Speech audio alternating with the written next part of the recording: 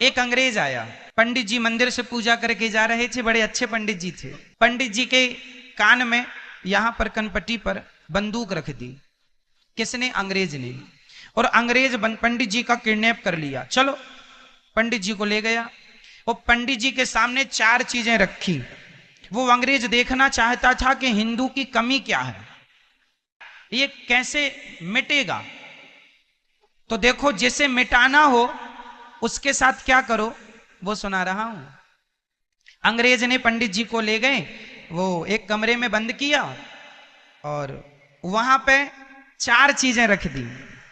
पंडित जी के सामने मांस रखा, मांस, अंडा, मुर्गी। कहा, पंडित जी खाओ वरना गोली मार दूंगा।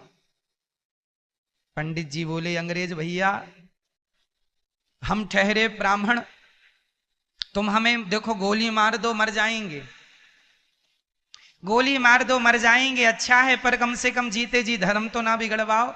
ये मांस खाना हमारा कोई धर्म नहीं है, हम नहीं खाएंगे, आप गोली मार सकते हैं, हम मरना पसंद करेंगे परंतु अपना धर्म का त्याग नहीं करेंगे।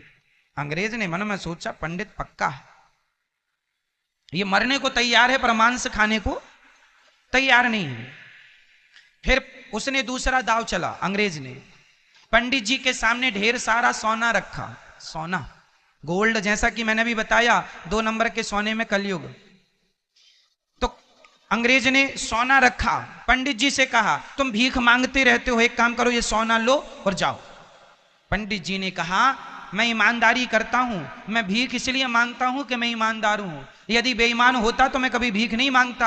आज लोग कहते हैं ना कि ब्राह्मण भीख क्यों मांगता है, क्योंकि बेचारा ईमानदार है, बेईमानी करना होता तो करके भीख क्यों मांगता। आज भी ब्राह्मण भीख इसलिए मांगता है क्योंकि वो ईमानदारी से जीवन गुजारना चाहता है। कोई बात नहीं, हमें धन्ना सेठ नहीं बनना, मांग के नमक रोटी खा लेंगे पर बेईमानी नहीं करेंगे, क्योंकि मुंह वहां दिखाना है। तो पंडित जी ने कहा कि मुझे आप गोली मार दो पर मैं ये सोना नहीं ले सकता, क्योंकि मैं ईमानदारी से अपना भीख भले मांग लूंगा पर बेईमानी का सोना मुझे नहीं चाहिए। अंग्रेज ने कहा, पंडित बड़ा पक्का है। फिर अंग्रेज ने बंदूक उठाई, कनपट्टी पर लगाई, गोली मार दूंगा। ये महिला खड़ी है बड़ी सुंदर, चल इसके साथ जरा नाच ले और इसको तुम अपनी पत्नी बना लो। पंडित जी बोले, राम राम राम राम, हम ब्राह्मण आदमी, ये पराई नारी तो हमारी माँ है, बहन है और बेटी है, इसके अतिरिक्त हमारा इससे कोई संबंध नहीं हो सकता। या तो माँ का रिश्ता कर लूंगा, या तो बहन का रिश्ता कर लूंगा, या बेटी का रिश्ता कर लूंगा, वरना मैं पराई नारी को टच नहीं करता। मार दो भैया गोली, मर जाऊंगा, पर मैं ऐसा नहीं कि चरित्र गवा के मैं जिंदा रहूं। किसके लिए जिंदा रहूंगा, चरित्र ही नष्ट हो गया। मैं नहीं जानता कि आप कैसे आदमी हैं, लेकिन आप खुद जानते हैं कि आप कैसे आदमी हैं। इसलिए जब अपने से नजरें कभी मिलाने का मौका मिले तो आप अपने से भी नजरें मिला सकें, आप अपने को भी उत्तर दे सकें, अपने कैरेक्टर को, अपने चरित्र को इतना श्रेष्ठ बनाना कि आप अपनी आंखों से भी अपनी आंखें मिला सकें। आपको अपने आप से झूठ ना बोलना पड़े। जमाने से तो आप बोल ही देंगे, अपने आप से कैसे बोलेंगे। चरित्र इतना उज्जवल हो आपका कि आप अपने आप को भी धोखा ना दें। पंडित जी बोले, गोली मार दो, मैं मर जाऊंगा, पर पराई नारी नहीं। अंग्रेज बोला, पंडित बड़ा पक्का है। अब आखिरी ऑप्शन बचा था, शराब। अंग्रेज ने कनपट्टी पे बंदूक रखी, बोले, अच्छा एक काम करो, शराब पी लो, हम तुम्हें छोड़ देंगे। पंडित जी ने कभी शराब नहीं पी थी, पर उन्होंने भी आपकी तरह सोच लिया। जैसे आप सोचते हैं ना, अरे शराब पानी ही तो है, लिक्विड ही तो है। तो पंडित जी ने भी सोचा कि शराब पानी ही तो है, पिएंगे निकल जाएगी, जान बची तो लाखों पाए। कहा, अच्छा ठीक है, मैं शराब पी लेता हूं। शराब में उनको जरा जिंदगी का लालच आ गया कि शराब पानी है, पी लेंगे। तो पंडित जी ने शराब पी ली। पी तो ली, इंसान शराब को एक बार ही पीता है, उसके बाद फिर आप शराब को नहीं पीते, शराब आपको पीना स्टार्ट कर देती है, शराब फिर आपको पी जाती है, आप शराब को नहीं पीते।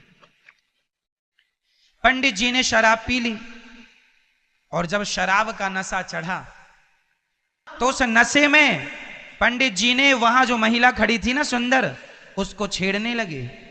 अभी मना कर रहे थे, ये मेरी माँ है, बहन है, बेटी है, छेड़ने लगे।